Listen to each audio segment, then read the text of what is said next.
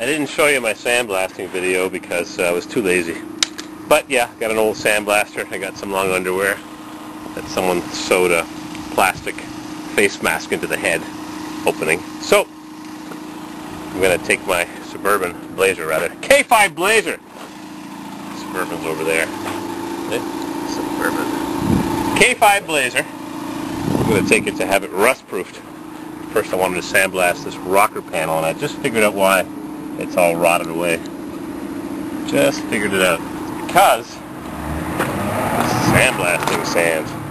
I've got water leaking into the back of this T-Ruck, which I originally thought was because the tailgate window was open for a few years, but it turns out that I've got a severe water leak because the window's been closed now. And somewhere, water is pouring into the interior, which I didn't really pay much attention to because I thought when I put the window up, the problem would be solved. But look here, it's soaking wet behind the seat. Now it's all full of sand residue. But anyhow, yeah, I sandblasted that, lined it with some cardboard and some whack to fit.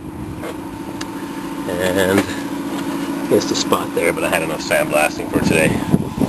So, we're off. Had the K5 grease rust-proofed.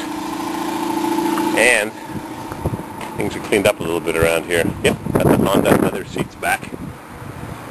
Not the best job, not the worst job. GMC, Chevrolet. See you later. Thanks a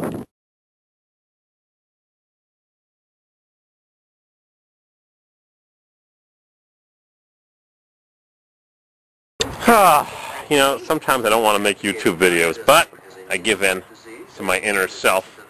My alternator's not charging. I was about to head out to get some rust proofing, and the batteries are going rare dead. So, I took my self-regulating regulator that's an internally regulated, and it doesn't use a signal from anything else but itself.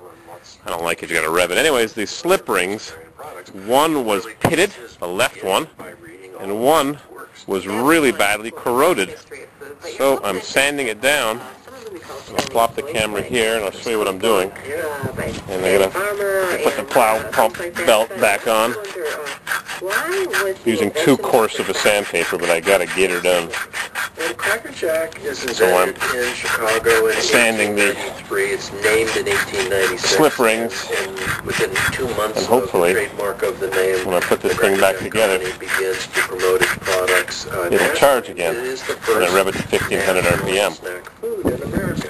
So we'll clean that shaft off, not to scrap the bearing, put her back together. Oh boy, a waste of time. Alternator right in that hole. So anyways, I got that all polished up. I got a little bit of grease on the housing and some grease on the field coils, whatever you call them. I'm not an alternator expert. I'm just a parts replacer, and a dribble chin one at that. So I've got a little piece of plastic here, one of the pipes from a WD-40 can or whatever can, holding in the brushes. You have to hold them back, and pushing them into the brush holder ain't easy, but I did it. And now I'll make sure I got this back in the proper orientation. We slip it back together, make sure the clock is oriented just so. We got some grease because we live in iceberg country. And I'll throw in the little bolts, which I've got back in my junkyard shop here. I got the little bolts right there, and I'll slip it back together, and I'll pop out the, make sure I got my orientation correct. I'll pop out the brush holder, and you'll hear them click into place against the slip rings. Click, click. And slip it back on the Blazer, charge the batteries up, and see if she cranks over. Thanks for looking.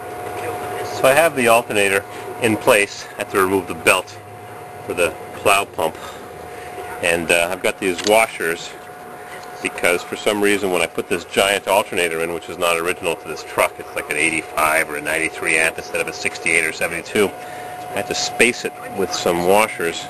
Didn't have the correct bracket, and I've got a couple of these with slots made in them because you can't squeeze them all in. You got to hold them with a tie wrap for a loaf of bread. Anyhow, put her in, we'll crank her up. We got the Chinese battery charger, putting in some Chinese voltage. Crazy. I drive this T-Ruck. See, I was sandblasting earlier. All sandblasted, ready to have it. Oh, I missed a spot here. Oh well. K5 Blazer, see if we crank her up, get some charge. Way down there, I got 9 washers held together with a twist tie, and I've got my 10th washer held in place. I mean with a slot rather in it. I'll try to slide her in there, but I'm going to have to use 2 hands. So, you'll have to come back in a moment while I put in my last and final slotted washer. Alright, I'm going to pretend I'm tightening the bolt, even though the ratchet's going the wrong way. Okay, it's tight. Well, see if I've done anything here. I got the whole thing back together, and all I got to do... Oh, shoot, I forgot the wire in the back of the alternator. Oh, bugger. What a pain to get that one. There it is right there. Hot wire. It's attached to that bolt. Okay, give me a minute. Alright. I got everything bolted up. The plow pump's a little loose because I may have to take it all apart again. So, 75 amp engine start, 999 volts. How did you get the tapes of what was going on inside these churches? Crank this baby up. Yeah, no, 1001. Just had VHS and they very nice. I mean, several feet tall and several feet wide VCRs. There goes the wipers.